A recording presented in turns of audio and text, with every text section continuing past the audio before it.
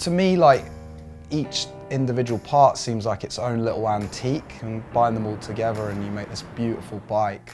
I mean, it's just kind of magical, really.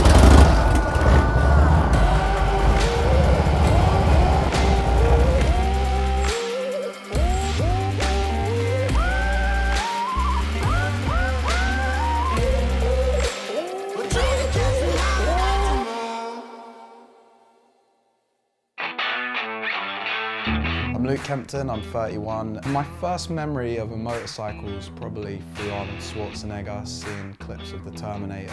I was a bit too young to watch it, but I saw like clips on the TV of him riding, I think it's a Fat Boy, and he just looks badass. Yeah, I was apprenticing in a tattoo shop in London, and it was kind of biker affiliated, so I used to see them coming and going, sometimes on a chopper, sometimes on a stock bike. Drawing, I'd look out the window, I see this bike roll up and be like, wow, that guy looks badass, but I never thought that I'd be able to ride a bike or own a bike. I got my first motorcycle quite late on. I was about 20, 21. I got a little 125. I was just straight out onto the roads with that, barely knowing the highway code. And then very quickly I knew I just wanted to get on a bigger bike. I got my first Harley, got a 1991 Sportster. On the logbook it said it was an 883 and that's what I bought it as. So I bought a 1200 kit off eBay and I took it to my mechanic that I was using at the time and I said, oh, can you do this 1200 conversion kit? Later he got started on it and he texted me and he goes, just open the bike up, it's already a 1200. And I was like, no! And I had to pay for all of his time and labour putting it back together, and he just replaced some gaskets. I've got a lot in my garage at the minute. I've got a 39E knucklehead, a 175 SX 2-stroke, got a 1974 FLH, a 1946 Model U, a 1967 FLH, and just yesterday I picked up a 1941 WL flathead. Came from Egypt originally. Got the full story from it. This French guy had an Egyptian girlfriend, and he went over there and asking around, and then somebody was like, yeah, there's actually an abandoned house down the road and the wall was fallen off, so it's all exposed, and you can see up in the attic, and there's an old bike up there. I don't know what it is. They went up there and it turned out to be a 45 flathead, and they grabbed some ropes, some sticks and something, and they managed to hoist this bike down, and it was just a state, but it was like all original parts, like from the 40s. But yeah, he like started restoring it, and then I think he kind of like lost wind and he just wanted to sell it on, so I went and picked it up yesterday.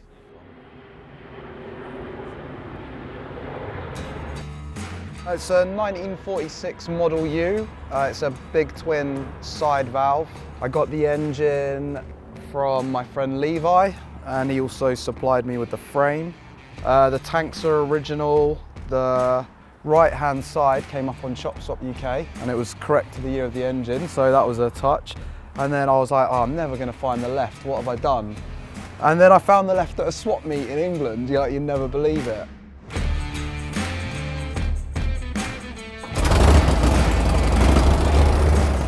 This is a 1974 Electra Glide. It's got the original AMF paintwork, pure 70s graphics, and it's a bagger. It's cool. Go down the shops, you can put your shopping in it. It's just a nice stock-looking bike.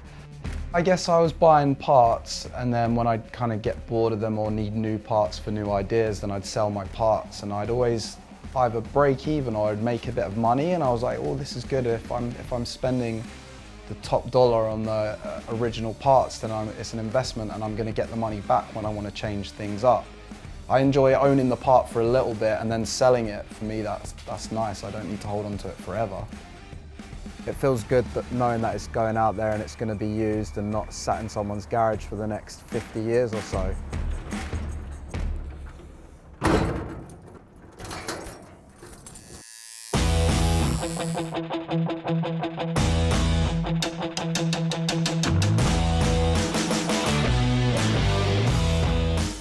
I was 18 when I did my first tattoo, and that was on myself, and then I did one on my friend the same day pretty much. I got a tattoo kit for my 18th birthday and just went from there. I was always drawing like Teenage Mutant Ninja Turtles and Sonic and The Simpsons and stuff like that, and I like monsters and dinosaurs, and skulls, just kind of gnarly stuff. Had this shop 5 years now. I get a lot of customers that are into motorcycles because normally on a daily basis we have motorcycles parked outside the shop. That's how we get to work. So people drive by and they see the bikes outside and they think, oh, them guys ride, maybe I'll go in there and chat to them about a tattoo idea I have. We get customers like that.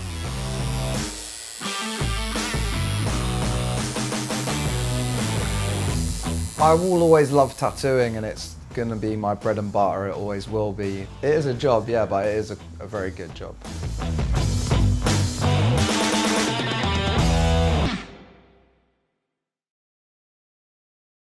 Back in 2015, I started an Instagram page called ChopSwap UK, and slowly and surely it got bigger and bigger. And I like posting people's parts, and I've made friends from it. I've got a few good deals from it, so yeah, it's a really great thing. And there's more of it than you think. Like, I don't know if the parts are ever going to run out anytime soon, but there's a lot of people out there with a lot of money and good stuff.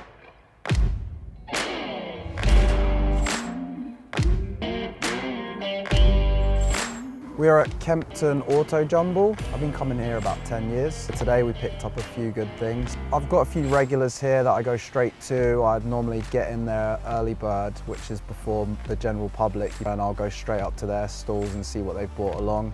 Normally I'll find some good stuff. How much are they? Tenner. I'll do a tenner. 300, yeah. What's your best, like absolute best? How much are they, mate? 30, you take 20? Some of the best things I've found here over the last 10 years, I'm not going to lie, I got that steering damper today, so I'm pretty happy about that. Last time I was here, I got a wassail tank with like a dragon painted on it. That was pretty awesome. I was going to keep it, but I ended up selling it. I mean, I'd love to keep everything, but I want to keep doing this, so I need to sell it on, really, to keep doing what I'm doing. I try not to get emotionally attached to things because I don't want to break my heart selling them, but if I kept everything, I'd have no money. I like to think I've got a good eye and I can spot something that will look good on a bike. Do it because I love unearthing the parts and bringing them into the modern world via social media. It's pretty much everything to me. Like, it's kept me on the straight and narrow, it inspires me, it drives me. It's like, I just love it.